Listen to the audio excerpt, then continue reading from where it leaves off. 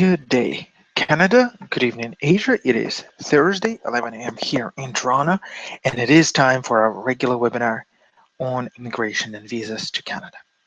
My name is Alex Davidson, and today we'll talk about the International English Language Testing System, which is commonly known by its abbreviation as IELTS. This language test is taken by thousands of candidates willing to immigrate to Canada to prove their language proficiency, and test score is very important for successful immigration. So today we'll explain how and why IELTS score affects your chances to immigrate, how the test is administered, tell you about all 4 of its modules, and to give you general understanding about the test that will make you comfortable before actually taking it. In our next webinar, we'll continue our IELTS talks and we'll dive into more details and give you some valuable hints that will allow you to unleash your full potential on the test. So lots of people worldwide consider immigrating to Canada without actually good knowledge of English or French. Many, for some odd reasons, still believe that it is possible to become Canadian without having developed ability to communicate in 1 or 2 of our official languages. It was actually possible to do that 15, 20 years ago, but it is very surprising how long-living this misconception is, especially taking into account that today all information about immigration to Canada is more than open and more than available to anyone due to the simple fact that we have the internet at home. Meanwhile, in 2005, Statistics Canada study found that employment rates of immigrants increased with their ability to speak English, and that language proficiency actually had the biggest impact on their ability to find employment in a high-skilled job or in their intended field. So 3 years later, Statistics Canada study found that literacy skills play an important role in the wage gap between Canadian-born workers and the newcomers to Canada. So in 2009, a survey on strategies for integrating international educated professionals into the Canadian workforce, 87%, again, 87% of employers cited inadequate language skills as the top barrier preventing the foreign educated from finding suitable employment. This fact clearly shows how important English language is, or of course, if we're talking about French language is, for the newcomers to find employment in Canada. Moreover, many newcomers find it necessary to receive further education in Canada, which is absolutely 100% impossible to do without speaking English or French. So finding employment, upgrading qualifications, assessing public services in Canada, social integration, and even getting Canadian citizenship, all those are simply impossible without the good knowledge of English or French.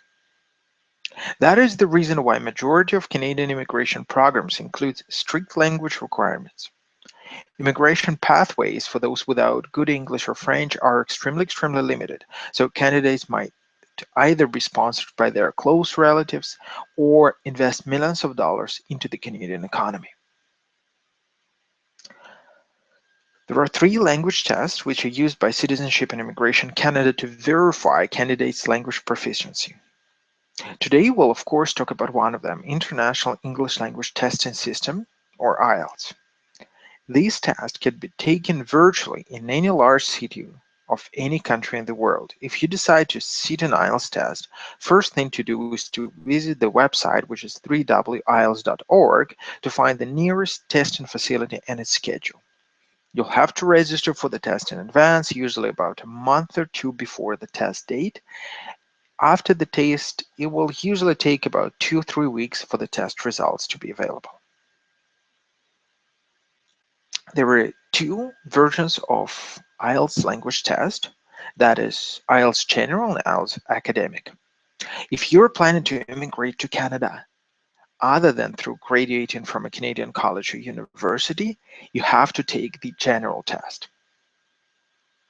We're often asked if it is possible to submit an academic test results to CIC, Citizenship and Immigration Canada, provided that academic version of the test is deemed more difficult. But again, there is no such option. Where it was possible to do so a few years ago, CIC now explicitly prohibits submitting IELTS academic for the purpose of immigration to Canada. So, put it simple, IELTS academic is needed only for studies. So academic version is somewhat different from the general one, and it's designed specifically for those candidates who require proof of language proficiency to enroll into a college or university in an English-speaking country. The most educational institutions in Canada also require academic version, which means that a newcomer to Canada willing to continue his or her studies may face the necessity to take the IELTS test once again, just because the IELTS general certificate on hand is not being accepted by an academic institution. Now, on the test day, you will have to take 4 separate language tests or modules: listening, reading, writing, and speaking. These modules are rated separately and absolutely independent, and a candidate can receive anything from 0 to 9 for each of those modules with half of a point increments. Test results will include score for each of the 4 modules, as well as the overall or average score. Limited time is given to complete each module, and it is most important to keep this in mind, that time frame, when preparing for the test. And many first-time test takers actually fail not due to their poor language, but because they are unable to do the test on time. Since the speaking module is administered in the form of one-to-one dialogue, it takes much more time to test all candidates than during the other 3 modules, where candidates are tested at the same time. So sometimes, for this reason, many test centers actually split speaking sessions into 2 days, and you may have listening, reading, and writing modules on day 1 and reading on another day. Or everything would be in the same day, of course. So IELTS score is determinative for an immigration process. Eligibility requirements for various immigration programs, express entry ranks, selection points under many programs. So all of them actually rely on IELTS score. You must receive at least 6.0 in each module to register an account with Express Entry system, and this score is considered a minimum required language of level of English, of course, for immigration purposes. However, of course, your chances to immigrate successfully would be much higher if you get IELTS scores of 7 and above. As we always say, to successfully sit an IELTS test and to receive the highest possible score, it is absolutely important to prepare specifically for the IELTS test, not just intensively study English language. We'll cover test format in a little bit later, and I will just tell you how you can self-assess your level of English and have an estimate of your test score without actually taking the test. So the math is virtually pretty simple. Just remember that you will never receive 0 if you're preparing the test. So 0 simply means non-attendance. Therefore, the actual range of possible scores is from 1 to 9, where the question-based modules, 1 means 0 correct answers and 9 means that every single answer is correct. There are 2 question-based modules in IELTS test, listening and reading. Both of them consist of 40 questions, which you would be required to answer. So to estimate your IELTS score, and all you need, you have just to download the sample IELTS test from the internet, either reading or listening modules with audio files, of course. So set the timer and take the sample test at home. As a result, you would have 40 answers, with some of them, of course, possibly wrong. Now you can use the cheat sheet and count your correct answers. Your estimated IELTS score would be equal to 1 plus the number of correct answers, and you have to divide that number of correct answers by 5. So round it to the nearest whole or half. Just remember that this simple formula works for any sample test with exactly 40 questions. With this simple technique, you would be able to prepare yourself for the test efficiently, monitoring your progress while you work. Just don't cheat and use a different sample test every single time, of course. Now, let's briefly touch upon each test module. As they go during the test, first is the listening one. This module basically offers an audio recording and a set of 40 questions a candidate is expected to answer while listening or immediately thereafter. The recording consists of 4 questions as follows. Section 1 is a conversation between two people in an everyday social context. For example, a conversation in a travel agency. Section 2 is a monologue said in an everyday social context. For example, a speech about social facilities or talk about the arrangements for a conference or so on. Section 3 is a conversation in a group of up to 4 people set in an educational or training context. Examples are a professor and a student discussing an assignment, or a group of students planning a research project. And section 4 is a monologue on an academic subject, for example, a university lecture. These conversations may include voices with various accents. Candidates are offered only one opportunity to listen to the recording. No repetitions would be allowed. And candidates are given answer sheets and draft paper, and also some time before the recording starts to examine the questions. So while listening to the recording, candidates are expected to write down answers and notes to the draft paper, and after the recording ends, they are given 10 minutes to transfer answers from the draft paper to their answer sheets. So here's my personal best resource for IELTS listening preparation. You got a link on your screen, I believe.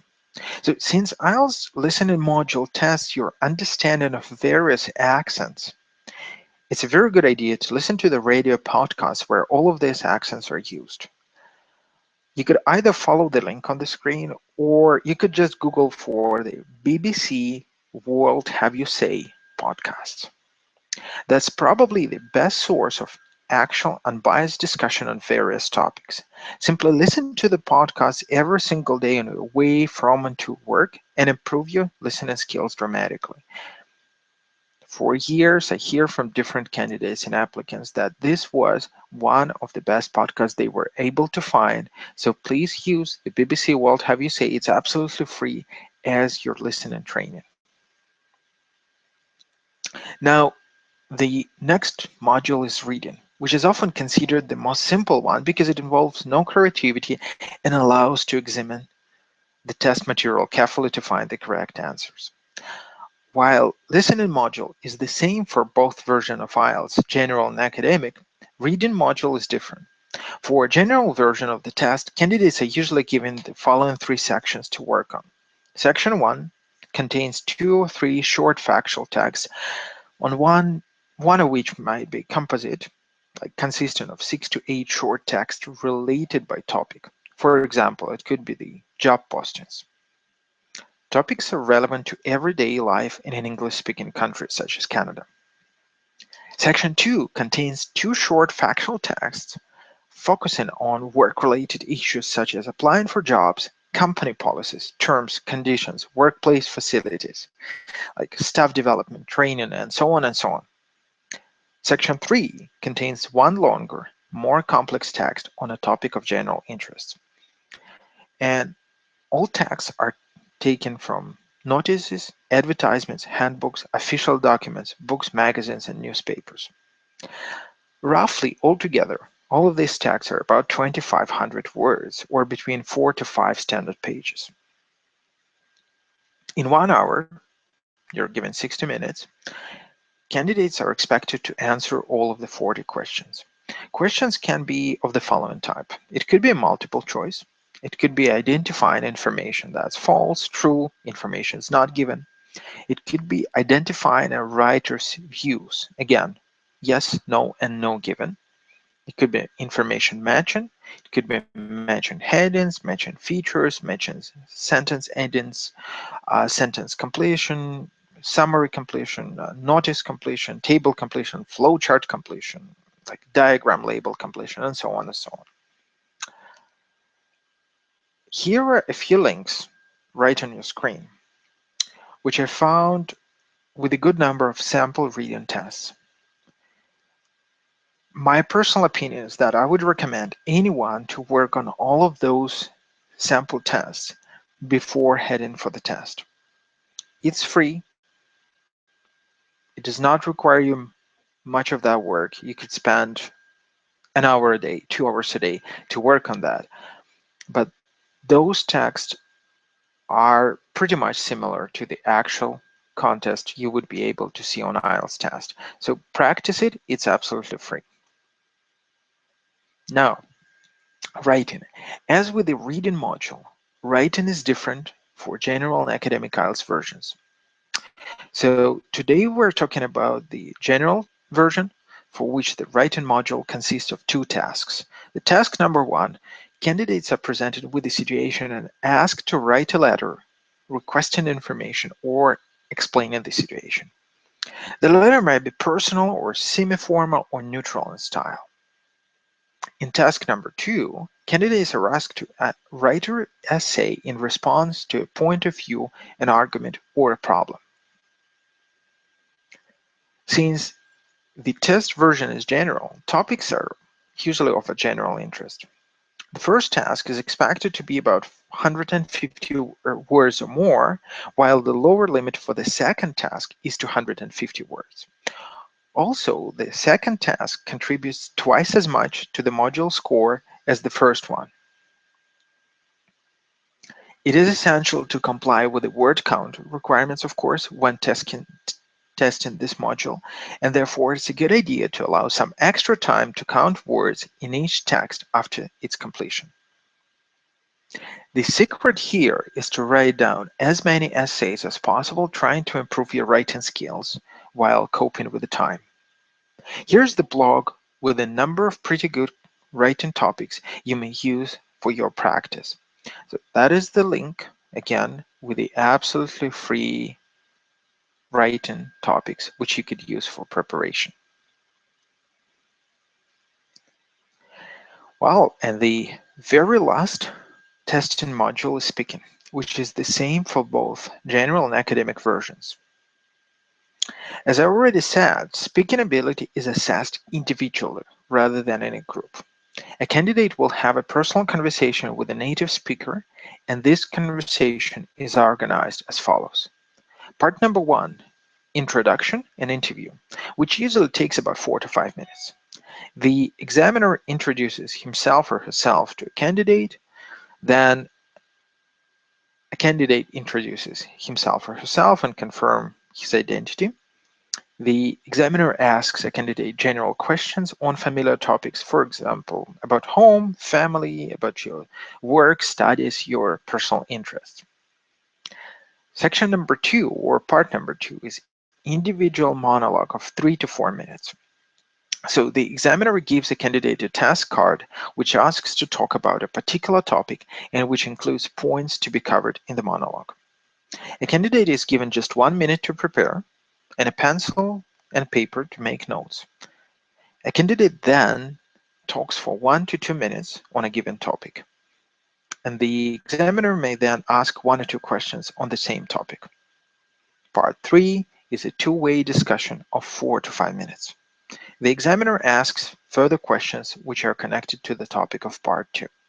So these questions give a candidate an opportunity to discuss more abstract issues and more abstract ideas. The entire conversation is recorded and assessed independently at a later time. The speaking module concludes the IELTS test.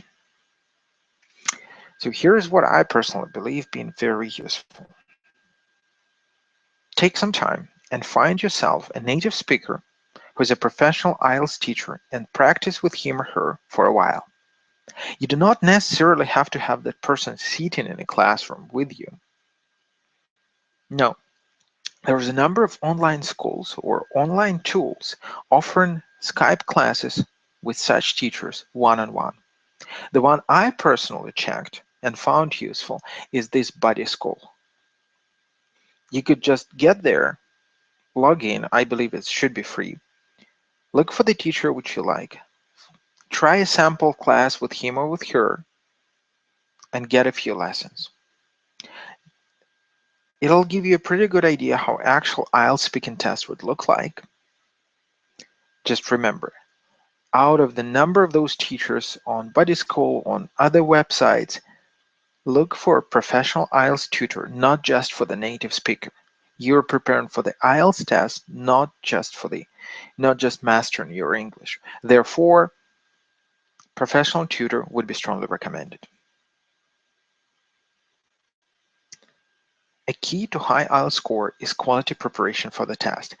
It is quite important to remember that the most efficient preparation can be achieved only if a candidate is familiar with the format of the examination.